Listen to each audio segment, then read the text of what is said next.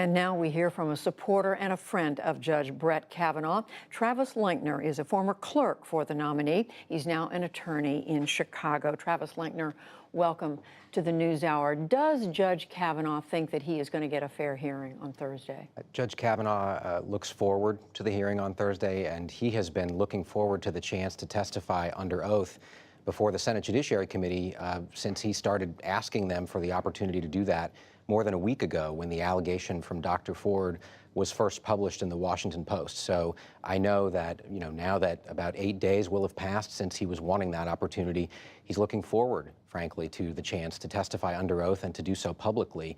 He's already spoken to the committee multiple times on background investigation calls under penalty of felony, but to testify publicly, to tell his story, and to do so under oath to the committee and to the American people is something that he's wanted to do for many days now.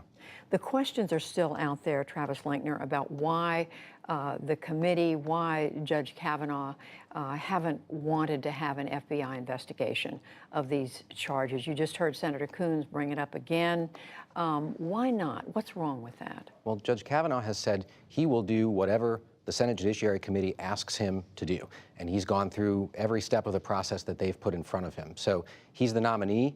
It's not for him to comment on what process the Senate should be running. It's their Article 1 advise and consent responsibility that they're executing at this point. So he's answered all the questions that they've put in front of him. I would say, though, the FBI background investigation really would serve to gather witness statements from other people who were supposedly at the events that are in question.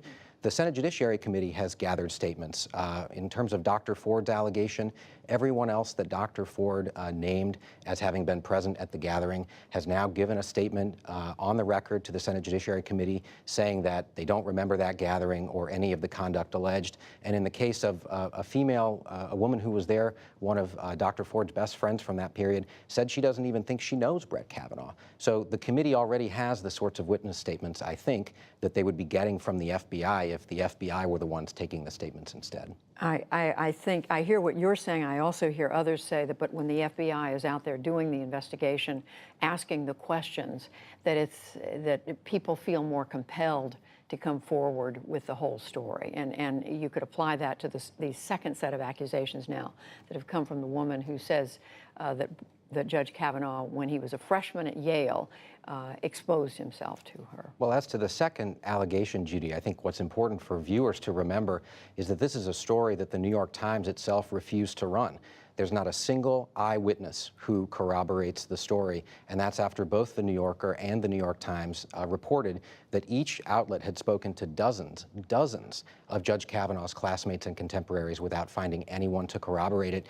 And there are statements on the record from people who knew him at the time who say that that not only is out of character for what they knew of him, but that it would have been the talk of campus and the talk of the dormitory had anything like that occurred. So again, I think we have all the information we need, not to mention the New York Times reporting that as recently as last week, the accuser in that episode was emailing friends and classmates from Yale saying that she herself could not be sure that it was Judge Kavanaugh she was remembering from that We know time. the New York Times is saying that it doesn't dispute or knock down the New Yorker story, but I just want to say, you're saying that there are those who, you're right, there were no eyewitnesses who've come forward at all at Yale, but there are people who knew Judge Kavanaugh as a freshman. In fact, his roommate has put out a statement, his freshman roommate, saying, among other things, that Brett Kavanaugh was a notably heavy drinker and could be belligerent. So from some people, him and others, were getting a different picture of how much drinking took place,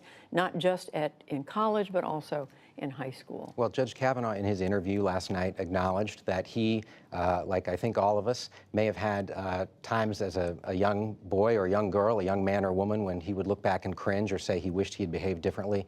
But those things are far from what has been alleged here. Sexual assault is abhorrent. Judge Kavanaugh, I can't even believe I have to give TV interviews to say this, finds it so, and has said he did not do that in high school. He did not do that at any time. So I know there will be a discussion in the hearing about behavior during those phases of his life. But even to say that someone drank beer in high school or in college is a far cry from saying that a sexual assault ever came close to occurring. I'm just learning now, Travis Lenkner, from our producer, that the Judiciary Committee is now saying there will be a vote on Friday morning. So that would be a vote the day after the committee hears from Judge Kavanaugh and from Dr. Blasey Ford. Just very quickly, does Judge Kavanaugh expect that he will be confirmed, as the Senate Majority Leader has said? I can't speak for his expectations other than I know he's expecting to go to the hearing on Thursday, to tell the truth, to look every member of the committee in the eye, and to be very, unfortunately, to have to be very express and personal about a younger phase in his life and intimate details of his life.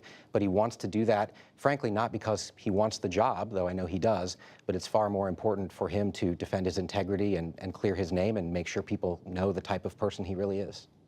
Travis Lenkner, who was a clerk for Judge Kavanaugh in the appellate court, thank you very much. Thank you.